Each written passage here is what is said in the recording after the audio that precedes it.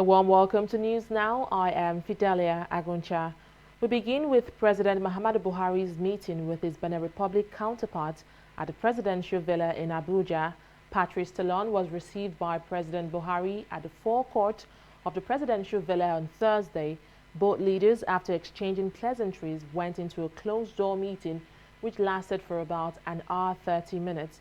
Though they did not brief journalists at the end of the meeting, it is believed that security and bilateral matters took center stage. And after his meeting with President Talon, President Buhari went on to inaugurate the 2019 to 2023 session of the National Economic Council (NEC) at the Presidential Villa in Abuja.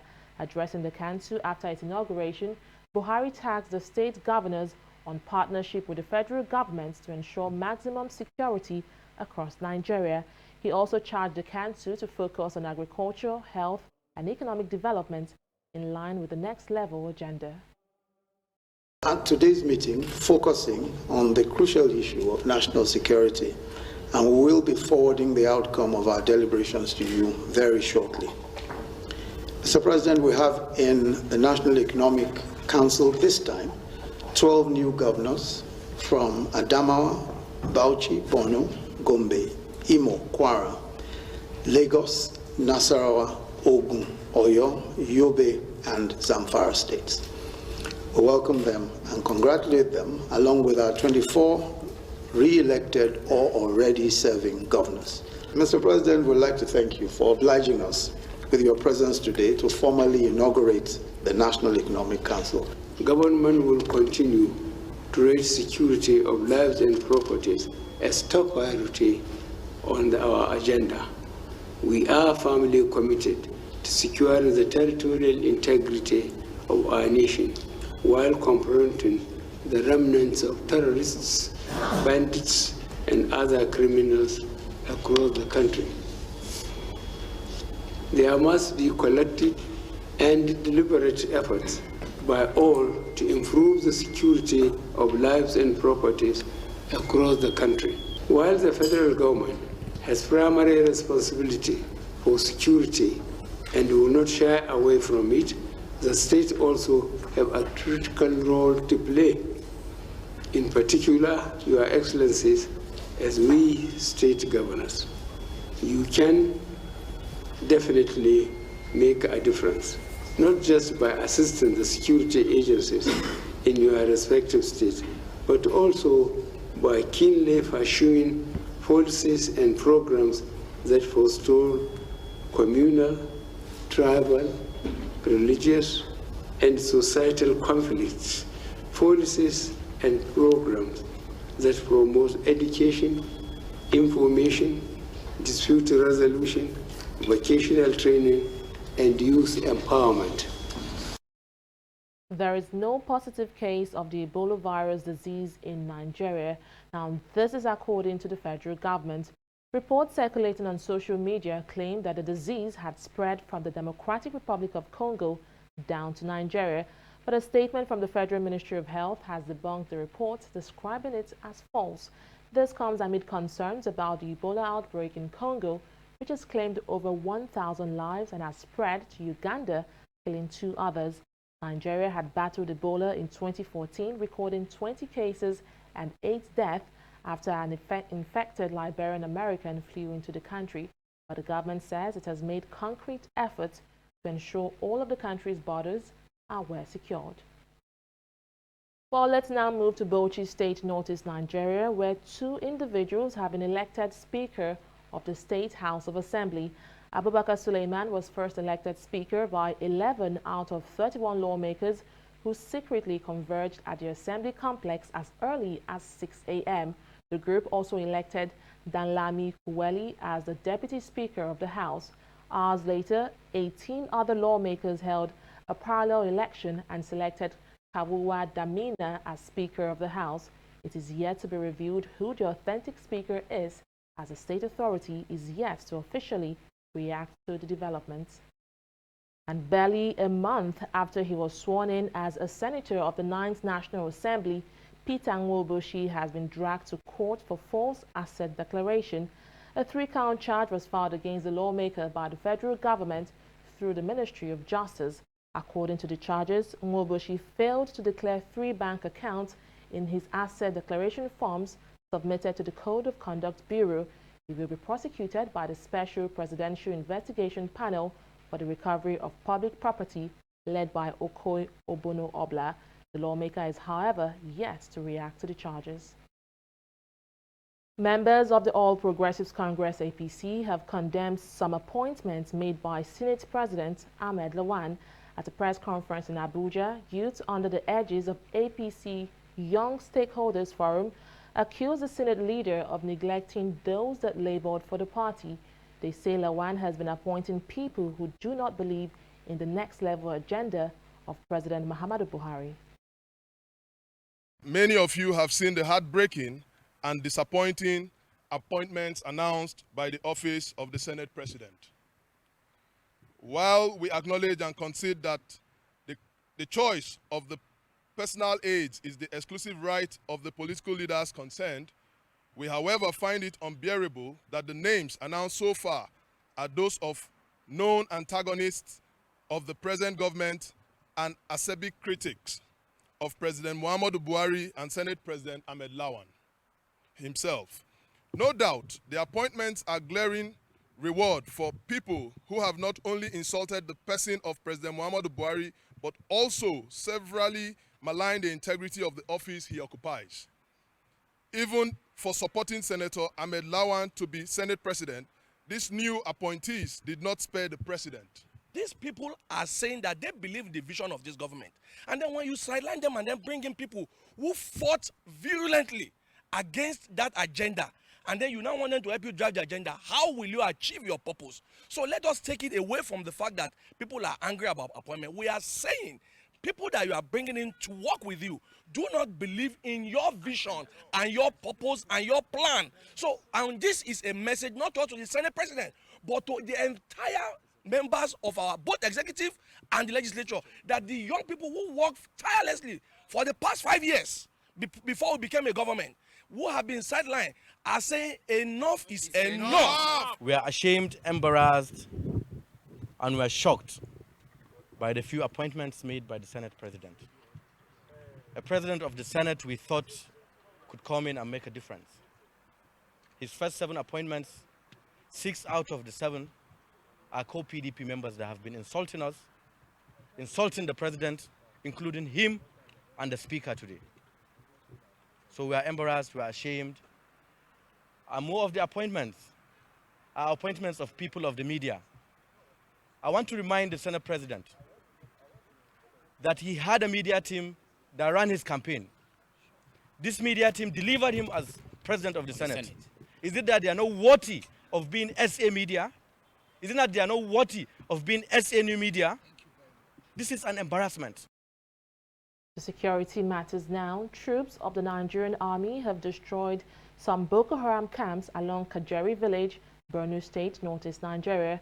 Announcing the success, acting spokesperson for the army, Colonel Sagir Musa, said the operation was carried out with the support of the Civilian Joint Task Force CJTF. Colonel Musa also revealed that 2 women and 3 children suspected to have been kidnapped by the terrorists were rescued in the process. He further adds that the rescued victims will be handed over to the appropriate agency for reintegration. Amid growing calls for its complete ban, the federal government has placed a restriction on the sale and use of agrochemical product, Sniper. The government has ordered that the product be withdrawn from the open market and restricted to farmers alone. National Agency for Food, Drug Administration and Control, NAFDAC, has also been directed to work with the manufacturers of the product to mop up the 100mm size of the product from the market. In recent times, an alarming number of Nigerian youths have committed suicide by ingesting the chemical liquid. Lagos State Governor Babajide Sanwo-Olu has charged Lagosians to be good ambassadors of the state. Sanwo-Olu gave the charge during a visit to the residence of staff of the State Liaison Office in Abuja. Well, I mean, people that reside here, I can only wish them well. I cannot come and control the infrastructure in Abuja, right? I cannot come and control traffic in Abuja, right? But if you are indigent, right, you know Nigeria is big for all of us, right? So the moment they're living here, they're deemed to also be residents of Abuja. It's just for them to continue to be law-abiding, to continue to reflect the spirit of Lagos, to continue to be good ambassadors for the state, right? And our government is open. If they have suggestions or ideas, or they have things of worry, in the liaison office, they can always come here, drop whatever suggestions they have for us, and it certainly will get to us, such that by the time they hear news about Lagos, it will be good news and it will be great things that they will hear about us. The role of health and social protection in achieving sustainable development goals is again in the spotlight. At its inaugural consultation meeting in Abuja, civil rights group D8 has urged the Nigerian government to work on improving the country's health facilities and legal system. The D8 organization, comprising Nigeria, Egypt, Iran, Turkey, Bangladesh, Pakistan, Indonesia, and Malaysia, is focused on promoting development among member states in the areas of health, technology, commerce, and industry, among others. The Health and Social Protection Program is another development mechanism for promoting human development, inclusive growth, poverty reduction, and the protection of healthcare rights of persons. When implemented as conceived, the program should enable us reach out to the vulnerable and the less privileged in our communities, especially the elderly, the women, the sick, the disabled, and those in dire need of healthcare and social protection. It's evident that health is a key economic stimulant, and in order to attain sustainable growth and development heading into the next decade, health and social protection are critical. It's anticipated that the effective implementation of our health and social protection agenda will realize huge economic benefits running into several billions of dollars and place our member countries on a clear path of attainment of sustainable development goals before the target date of 2030. We want to finally assure you of WHO commitment to providing technical assistance to countries in improving the health indices, and to say that WHO's General Program of Work 13, GPW 13, was developed in consultations and validation of country members and has taken into consideration peculiarities of each country.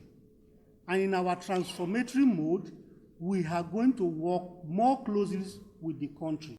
It's going to be more of a bottom-up approach, and we are addressing the shortage. Well, you're still watching news now on TV360 Nigeria. Still to come is news from the world of business. After this break, stay with us.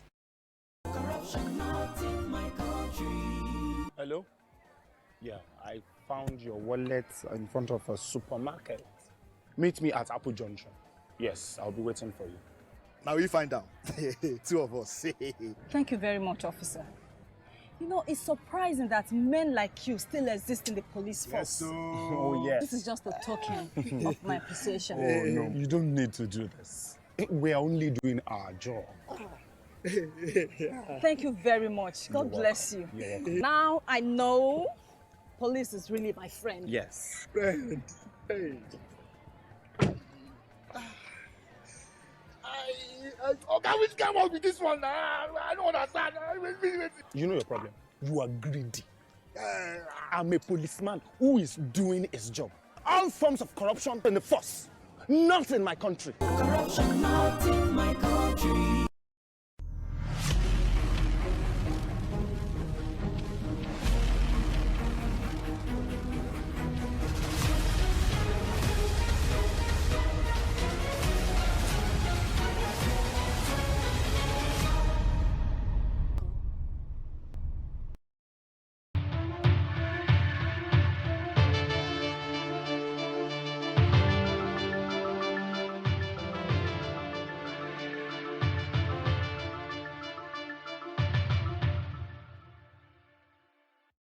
Welcome back.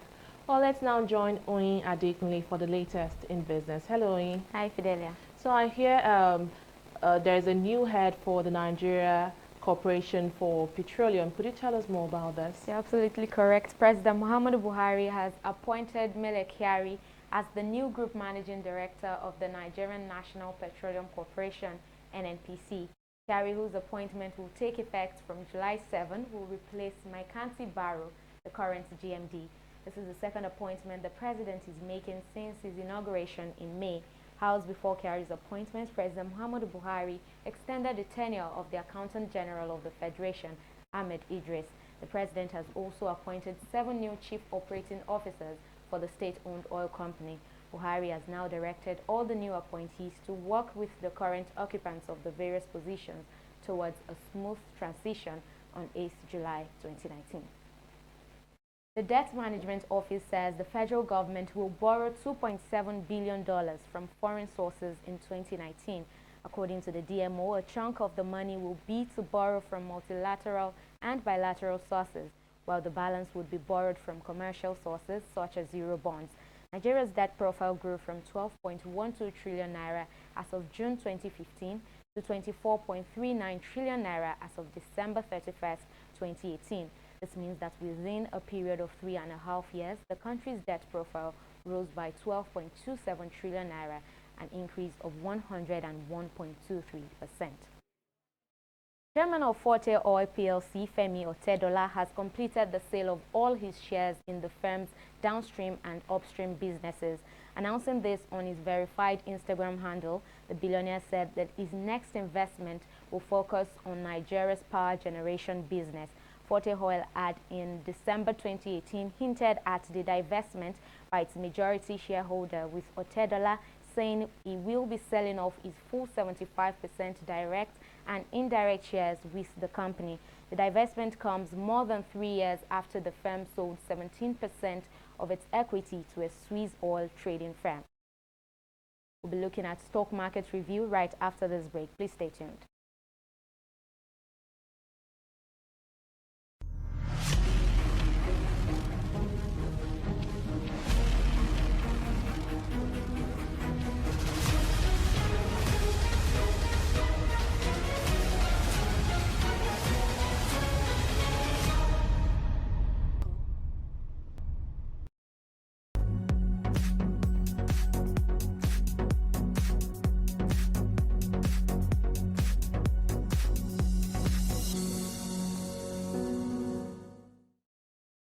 With over 275 million units of shares traded on the floor of the Nigerian Stock Exchange today, the value at the close of activity stood at 3.907 billion naira. Now, it may interest you to know that on Wednesday, these figures weren't anything close to this. As at yesterday, the volume was over 1 billion, valued at 67.891 billion naira. And now we see what this does to what it did rather to the market today. We see how it impacted the key market indicators. At the end of trading, the all share index continued the losing streak with 0.02% decrease, and the market cap also dropped from 13.119 trillion naira to 13.116 trillion naira, which we now see today.